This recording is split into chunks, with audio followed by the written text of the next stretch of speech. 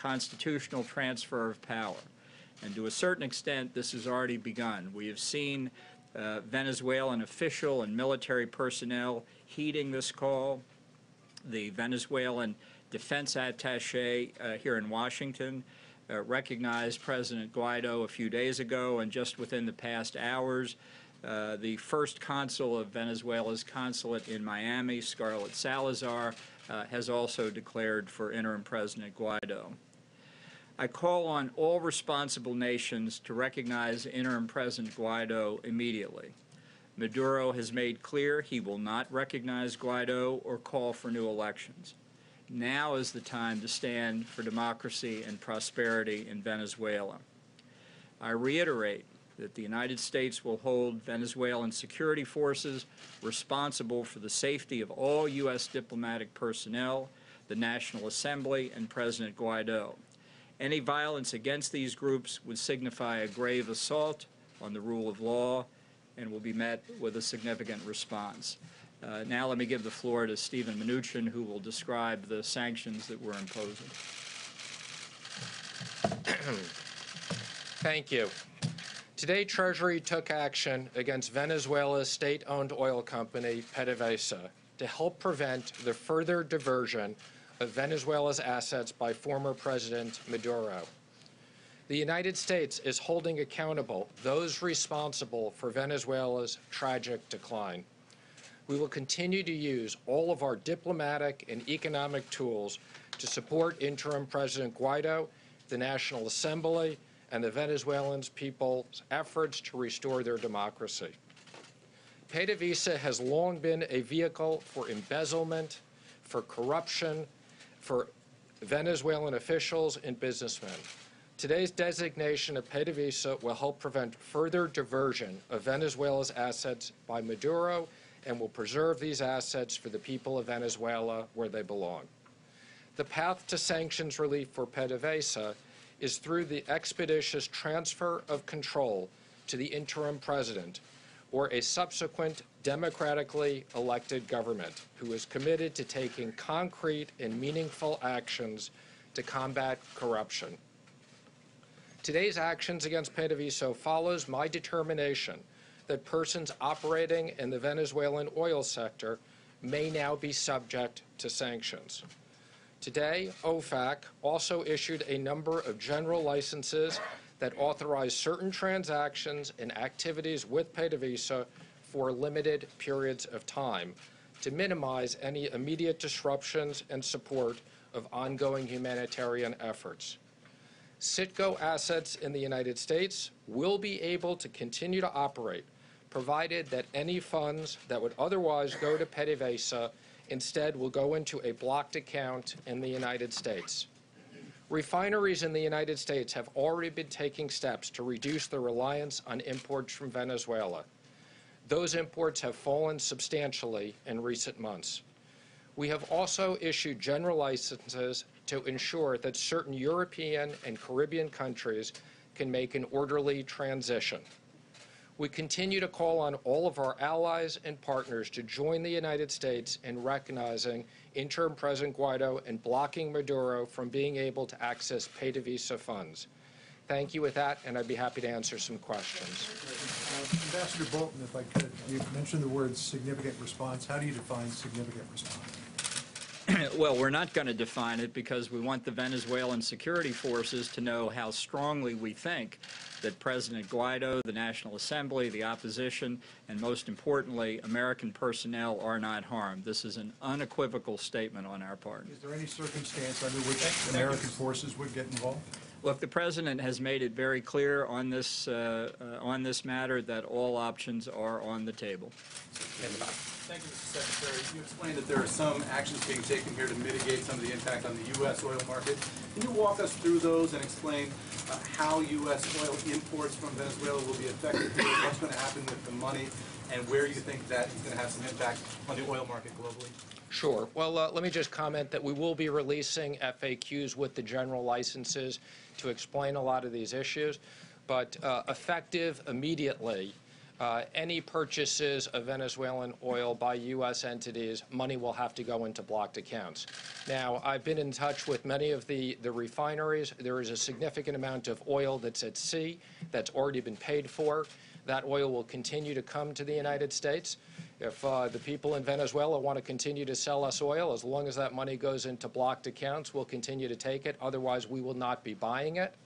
And again, we have issued general licenses, so the refineries in the United States can continue to operate. So I expect in the short term very modest impacts on the U.S. refineries. We've been working with them closely on these issues. Did you walk the U.S. oil industry through what's going to happen here in advance, or are they hearing about this for the first time right now? They're hearing about this now, but I generally say we made a press release recently. I think we've indicated certain things, so we had not disclosed to anybody these sanctions in advance, but I think a lot of people have been preparing for this over the last month.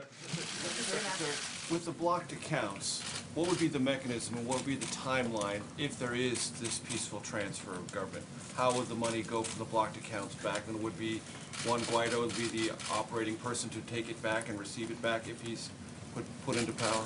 What's the mechanism? So let me just comment that in general, okay, as we've said in the past, the purpose of sanctions is to change behavior. So when there is a recognition that PDVSA is the property of the rightful rulers, the rightful leaders, president, then indeed that money will be available to Guaido. We will be working with them on the money in the blocked account and whether that can be used for them. Could you explain to the country what the strategic interests of the United States are in Venezuela now and its immediate future? What's at stake for us, and why this significant response held in abeyance if this transfer of government isn't achieved? Well, we think stability and democracy in Venezuela are in the direct national interest of the United States. Right now, under the Chavez-Maduro government, civil society in Venezuela is disintegrating. The economy is in a state of collapse. Something in the range of 3 to 4 million refugees have already fled the country for neighboring countries in the United States. And the authoritarian regime of Chavez and Maduro has allowed penetration by adversaries of the United States, not least of which is Cuba. Some call the country now Cubazuela, reflecting the grip that Cuba's military and security forces have on the Maduro regime. We think that's a strategic, significant threat to the United States, and there are others as well, including Iran's interest in Venezuelans' uranium deposits. Yeah, and let me just comment. This is a country that is very rich in oil resources. There's no reason why these resources shouldn't be used for the economic benefit of the people there. There's no reason for the poverty and the starvation and the humanitarian crisis. Can I ask both of you, the United States has talked a lot about a potential embargo on sales of oil and also stopping selling of oil products to Venezuela. Why haven't those been considered yet? So there will be, as part of this, limitations on selling oil products as part of the sanctions. As regards to an embargo, we're not going to make any comment on that today. We don't comment on future actions. Has the administration talked to Secretary? Thank you, Mr. Secretary. Mr. Maduro seemed to anticipate the actions that you've announced today in the briefing room. He warned that Citgo is the property of the Venezuelan state, and he further said that we are the only ones who can decide its fate. What is your response to Mr. Maduro? Again, it's the property of the Venezuelan people and the proper and rightful leaders of the country. So we agree with that. He's not the proper leader of the country at this time. And I've said these are valuable assets that we are protecting for the benefit of the Venezuelan people. I can hone in on the question about the impact on the markets. Eamon asked you about refineries. You said it'll have a modest impact. What do American drivers need to know about the possible impact of the price at the pump, if any at all? Well, first let me say, there's been a big reduction in the overall price of oil. And particularly since we instituted the Iran sanctions, I think we've been very careful in making sure that these costs don't impact the American consumer. Gas prices are almost as low as they've been in a very long period of time.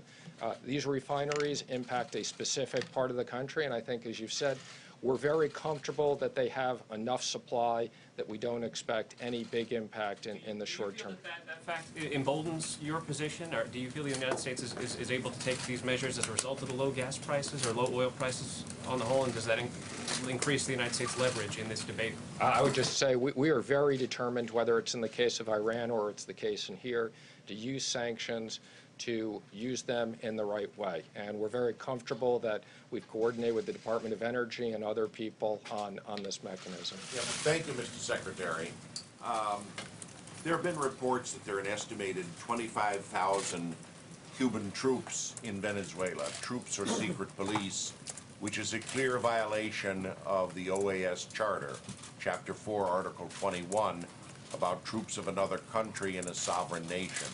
Will the United States raise a complaint, if nothing else, with the Havana regime about troops in Venezuela? As you know, Secretary of State Pompeo addressed the OAS General Assembly a few days ago. We expect other meetings of the OAS on this and related subjects in the coming days because, as both Secretary Mnuchin and I have said, we know what the legitimate government of Venezuela is. And it's our mission now to make a full reality in Venezuela what the people of Venezuela themselves want. Do you have confirmation of that number? Confirmation of that number? That's a correct. We have you in the room here, if you don't mind me turning your attention to the talks that'll take place at the end of this week. The statement was put out just before you came out here, the talks with China.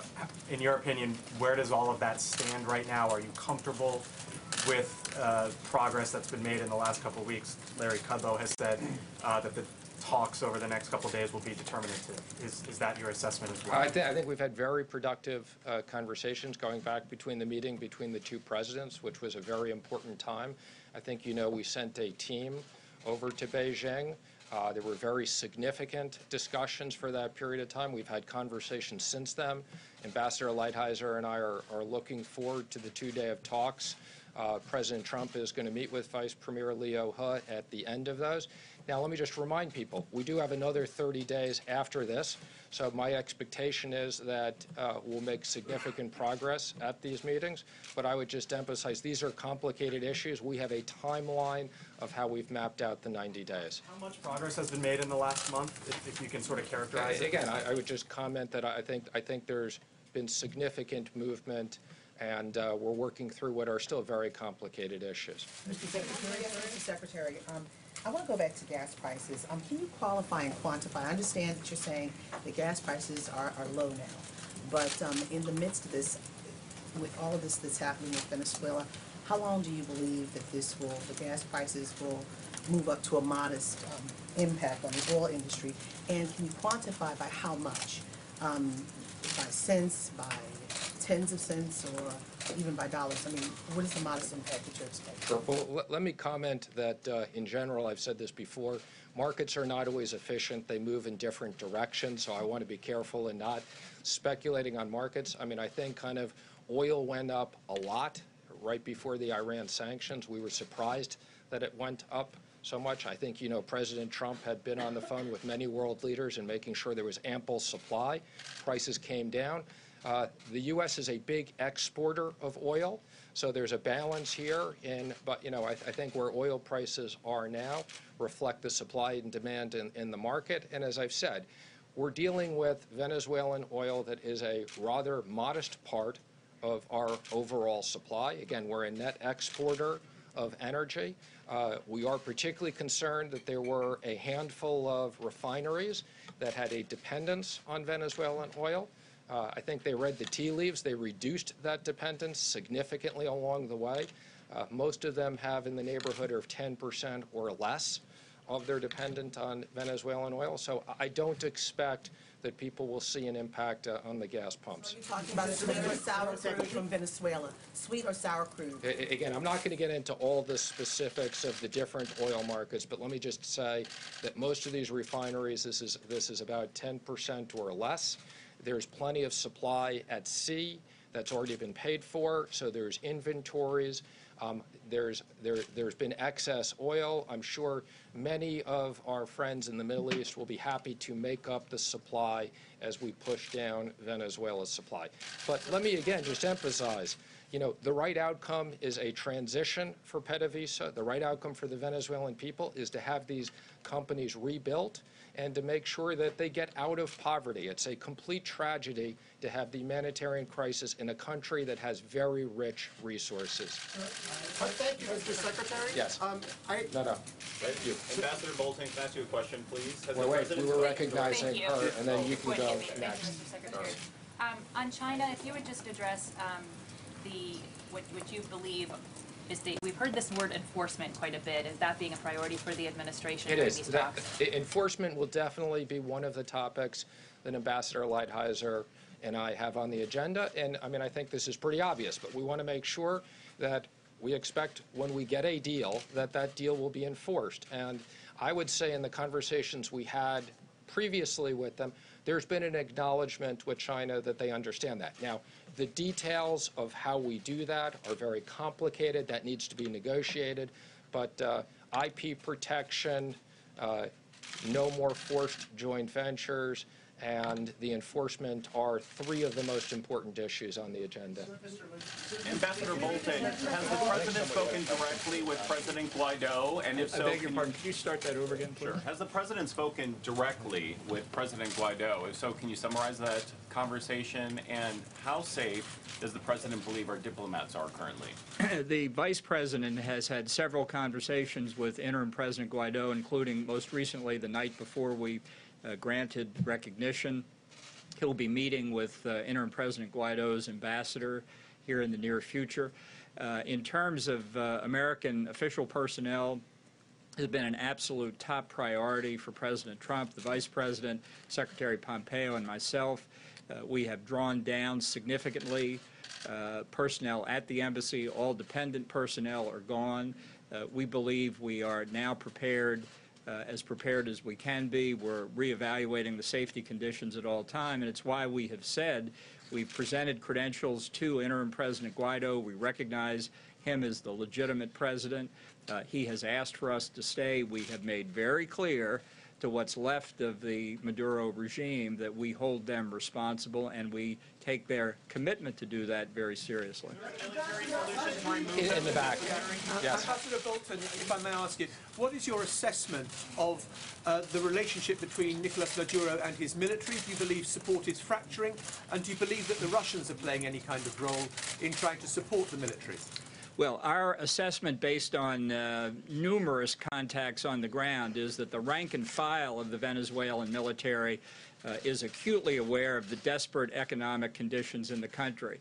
And we think they look for ways to support the National Assembly government. We think the junior officer ranks and the mid-level officer ranks are the same. And we are also aware of significant contacts between general officers of the Venezuelan military and supporters of the National Assembly. So you may have seen a statement last week by the Defense Minister, Vladimir Padrino, flanked by a number of generals in uniform. What they didn't know was how many of them were already talking to the National Assembly.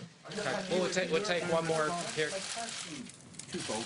Do we have a timeline where we're going to reassess as to whether or not these sanctions are working and what the next step would be? Is there a timeline in place for that? And secondly, can you speak to the administration's critics who say that since the government shut down, the administration is in disarray? Well, let me first say, on sanctions, we always evaluate sanctions continuously, both existing sanctions as well as future sanctions. So we will carefully be looking at the effectiveness of these and whether we need additional sanctions. Now, I would just tell you, speaking for Treasury, I want to thank all the large number of government workers who came in. I will tell you, as it relates to specifically the sanctions area, people have been working around the clock, and we couldn't have gotten this done without the enormous support of all the people who came in. So quite the contrary, we weren't in disarray. Again, I want to thank all the important people who helped out on this. Mr. Secretary? Very briefly, I'm going to have Larry Kudlow come up, give a quick economic update, take a couple questions on that, and then I'll be back up for the rest of the questions for today. Good, thanks. I'll just say, as I have for a while, that I still think the economy is very strong. I know there's some disagreements, but I think as the numbers shake out, the Commerce Department is reopening. We're going to get a GDP report probably next week. We'll get a jobs report this Friday, so that'll work out. Based on things we've talked about here, unemployment claims low, industrial production strong, business investment strong, holiday sales very strong. I still think we're on a 3% trend line growth rate, and I'm proud of that. I think that the program of lower tax rates and regulatory rollback and opening up energy and so forth is working and is continuing to work. And I think, frankly, the optimists, the guys that took the over, are going to be right. Yes, Major. Do you consider valid the estimates that the shutdown cost the U.S. economy between $8 billion and $11 billion? You know, I looked at them. I think you're referring to CBO numbers that came out today. We frequently disagree with CBO. With all respect, they're doing the best job they can. I get that. No, I don't. I won't acknowledge any of that right now. And you know, in a $20 trillion economy, it's awfully hard to make even the best guesstimates of those kinds of small fractions of numbers. That's what you're looking at here. Let's see how it rolls out. We'll get a GDP report in about a week for Q4. It'll take longer for the first quarter. As I've said many times, I think you have just a whole bunch of very temporary factors. And now that the government is reopened, the switch goes right back on. There's certainly no permanent damage to the economy. Larry. So I just, again, with the greatest respect to my friends at CBO who often disagree with us and do not acknowledge the importance of our program tax cuts, just to put an editorial in, no, I don't really agree. Sorry. Can I follow up and just say, from your economic perspective, how disruptive was this? Not at all?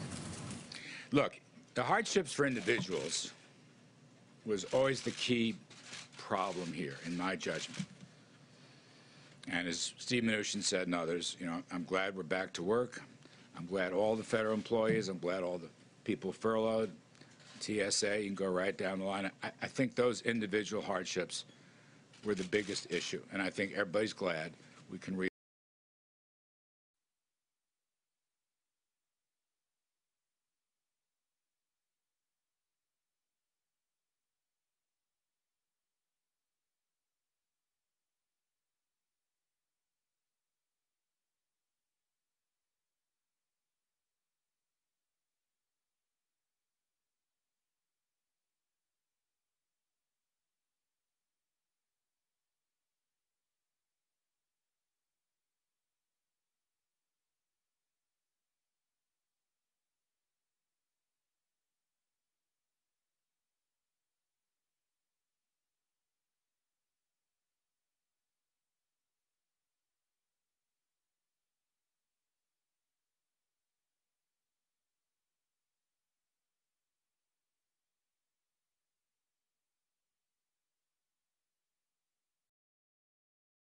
from the Federal Reserve, where business equipment went up for the 7th straight month.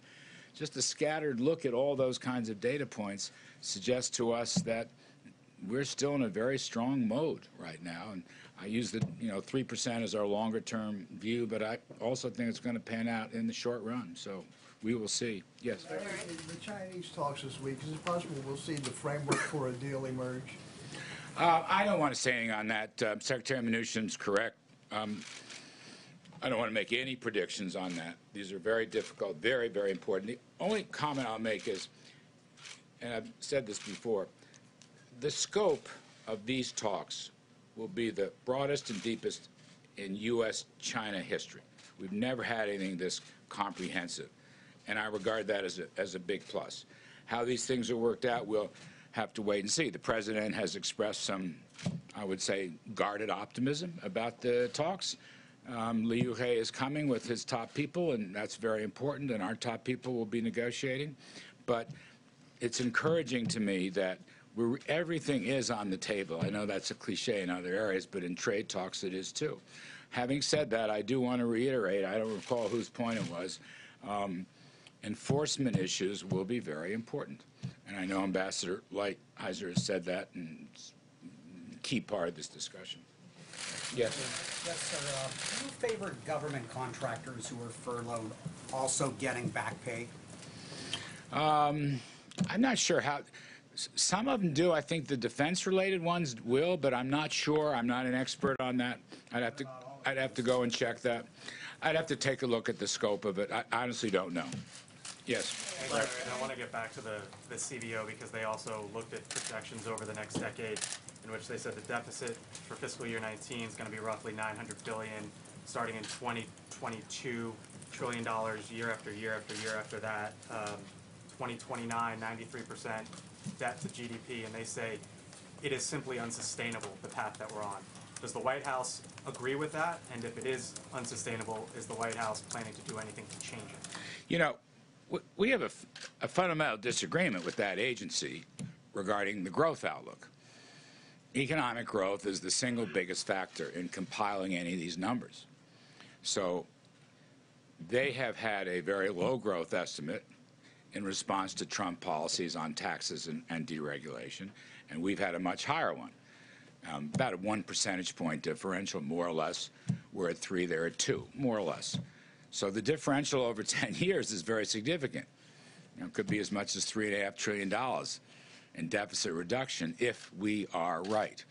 All I'm saying is that in the first 2 years of the Trump administration, our view has essentially been correct, and their pessimistic view has essentially not been correct. Now, again, I'm not here to, rail on against CBO. They have a point of view. We have a different point of view. They're professionals, and I respect that. But that's the single biggest difference. Now, I would say one other matter. We anticipate a very strong, tough budget coming out to hold down spending. The President has talked about this. At least 5% reduction in the non-defense accounts across the board, and I think that's going to help. And then finally, my own view has always been economic growth is absolutely essential to reducing the deficit share of GDP, which is the burden on the economy. And if you look at our numbers, which are moving somewhat but not enormously, we anticipate a much lower deficit share of GDP. And that's probably another reason we disagree. Amen. Thank you, Larry. Today, both Caterpillar and NVIDIA said that a slowdown in demand in China is negatively impacting their businesses. Is the administration at all worried that it's putting too much pressure on the Chinese economy and that it could boomerang and negatively impact the U.S. economy? That is, a slowdown there could spread to a slowdown here? Well, look, we're the kind of trade openings that we're talking about and other structural factors are all pro-growth. Every one of them. If the trade negotiations, turn out positively, insofar as lower barriers, let's say, and much better treatment of private property rights, and as Steve Mnuchin said before, very important, ending the forced transfer of technology, things like that. Look, we will export. I believe this strongly. United States, give our people the chance to sell to China. We will export a ton. Our export sales will roar, and it'll be much greater if they open their markets. And that's going to help China's economy, and it's going to help our economy. I've always believed that. And the question here is fairness and reciprocity, as the President has emphasized. I completely agree. But it's also a matter of economic growth. Lower barriers. United States, my judgment, is the most competitive economy in the world today. We are the hottest economy and the most competitive economy. I think the Davos survey just pushed us back to the #1 spot. I'm proud of that. So the China talks, what's at stake here, I think, is the possibility of spreading prosperity, frankly, in both countries, all right, along with the need to make legal reforms and reciprocal reforms. We got time for one more? Yes. You talked a moment ago about hardships people felt Yes. during the shutdown. Yes. So if at the end of 3 weeks, by February 14th or February 15th, if there is no deal, will you counsel the president not to shut the government down again? I just don't want to make any comments on that. We will see what happens. As I said before, there is a process. That's see if it works. Not my place to say that. Thank you. Appreciate it very much. Thank you. Tough group to follow, but I will give it my best shot. John, go ahead. Thank you, Sarah. Is the president really willing to go through another shutdown if he can't get any money out of the Democrats for the border wall? The president doesn't want to go through another shutdown. That's not the goal. The goal is border security and protecting the American people. Ideally, Democrats would take these next 3 weeks to negotiate in good faith, as they've indicated that they would, and come up with a deal that makes sense, that actually fixes the problem, so we don't have to go through that process. What does he say to those like Republican Rob Portman and others who say that a shutdown should be taken off the table? In fact, to pass a law that basically says that shutdown can never be an option in the future. Would the president support that? Just take this off the table? Look, I'm not going to get into the hypotheticals of taking that off the table. I haven't seen a piece of legislation for us to even consider at this point that would make that a reality. But what I do know is that the president is committed to fixing the problem. And it's pretty simple. We have 3 weeks to work with Democrats. As the president's indicated on a number of occasions, they could get this done in 15 minutes. We agree on the fundamentals that border security is important. We agree on the fact that there is a problem and we should do something about it. So let's spend some time over the next 3 weeks. Let's get it done. The president's opened the government on the basis that Democrats have signaled to us that they're willing to actually get serious about a real deal and get serious about fixing the problem at the border, including funding for a border wall. Steve? The president's proposals for the protecting the Dreamer children, some of the other concessions he made in his immigration speech, are those still on the table? Look, I'm not going to negotiate here. That's why they have the conferences for congressional members to work through some of those things, come back to the president with a deal.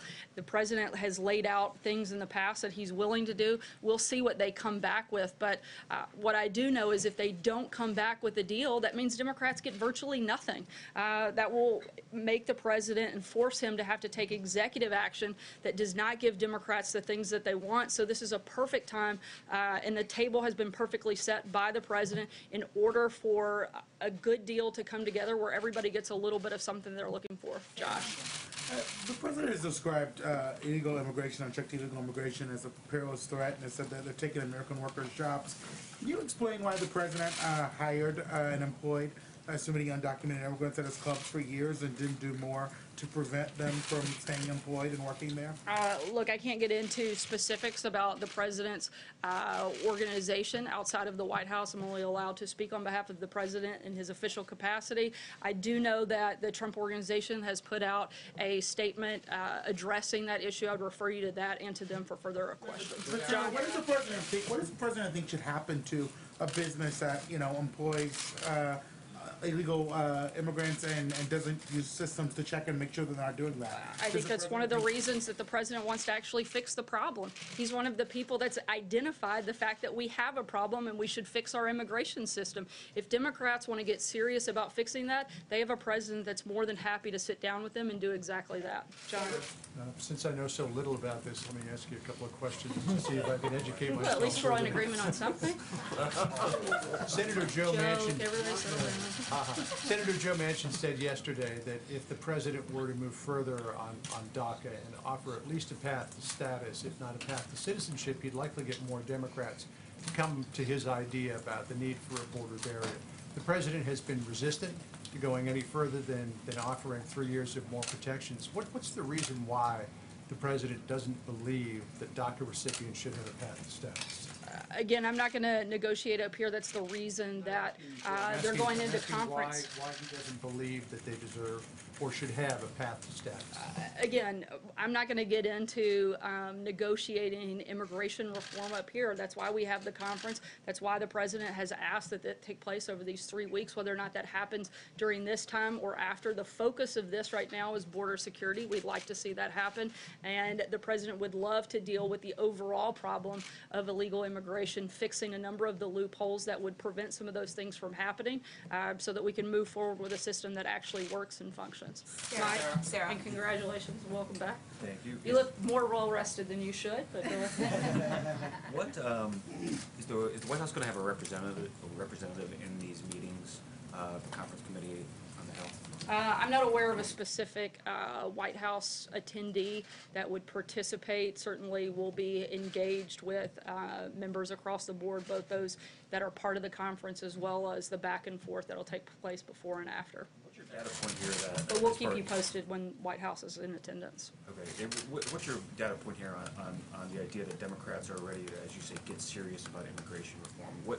What is the signal that the president specifically got from Democrats? We've to had reopen the a government? number of Democrats that have both publicly stated support for border security, including a wall, including barriers. We've also had a lot of private conversations in which Democrats have signaled their willingness, if the government is open to sit down and negotiate. The president is taking them at their word and hopes that they'll negotiate in good faith, and we hope that we'll see that happen. Jordan? Thanks, Sarah. Stephen Miller is quoted in a Cliff Sims book as saying, "I would be happy if not a single refugee foot ever again touched American soil." Is the policy of this administration to eventually get refugee resettlement down to zero?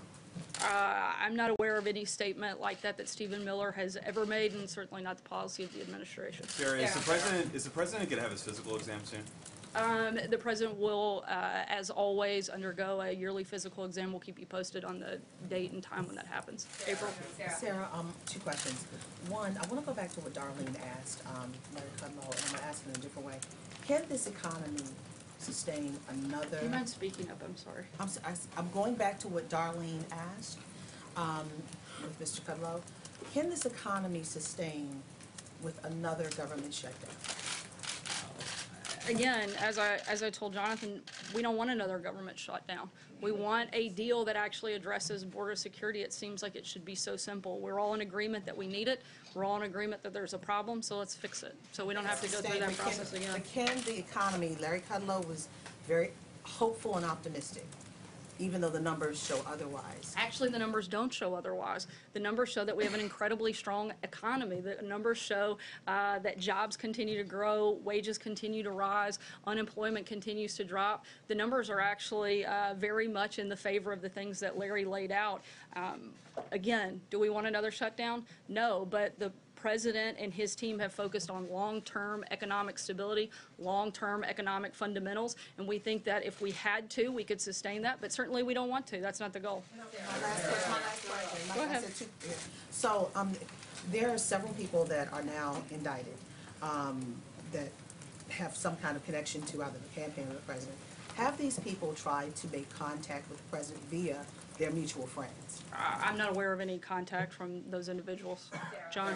Thanks a lot, Sarah. On the State of the Union address that was supposed to take place tomorrow night, I know that House Speaker Pelosi said that she would extend an invitation to the president once the government has reopened. It's reopened. Has she extended an invitation to the president? Do you believe, Sarah, that she's acting in good faith in this regard? I certainly don't think she acted in good faith on the front end, considering she cited security concerns that didn't exist, but we're certainly hopeful that moving forward in the future that she will. The president, as he always does, looks forward to addressing the American people, and we'll do that as soon as that invitation is received. Francesca? Sorry, go ahead. If I could, Sarah, do you expect her to extend an invitation to the president in the course of this 3-week window while negotiations are ongoing? That's a better question for Speaker Pelosi. Francesca? Thank you, Sarah. You're not exactly ruling out another shutdown, and many federal workers who came back today are concerned that there could be another shutdown. What's your advice or message to them in this 3 weeks? Should they be saving their money? Should they be concerned that they might not get another paycheck so soon? My advice would be to call your Democrat members of Congress and ask them to fix the problem so that we don't have to continue having this process, and so that we actually secure the border and protect American citizens. Steve? On the same subject, Sarah, the president tweeted over the weekend and said that he made no concessions whatsoever, but influential conservatives are saying that he has made concessions in this, because he originally said that he would not sign any legislation that did not include money for the border wall, and then he went ahead and did that. And granted, it only keeps the government open for the next 3 weeks. He said he wouldn't do that either. And so how can the president say that he made absolutely no concessions to Democrats on this legislation? Because the negotiations are still ongoing, and I would argue that conservatives that actually have influence have supported the president throughout this process. They believe in border security. They believe in protecting Americans, just like the president, and they stand with him. Again, this is a simple fix. It's easy for Democrats to sit down and come to an agreement and work with us to get border security. John? Yeah, thank you, Sarah. The president has spoken increasingly of declaring a state of emergency after February 15th and using funds already there for the building of the wall under the aegis of national security and homeland security. Several conservatives who are normally supporters of the president warn not to go in that direction, that it would create too many problems with federal authority interceding with state authority. President Bush in 2005 wouldn't declare a state of emergency over Katrina because he did not want to get into that argument with governors. Has the president considered this and the criticisms and warnings of fellow Republicans, notably Senator Blunt of Missouri?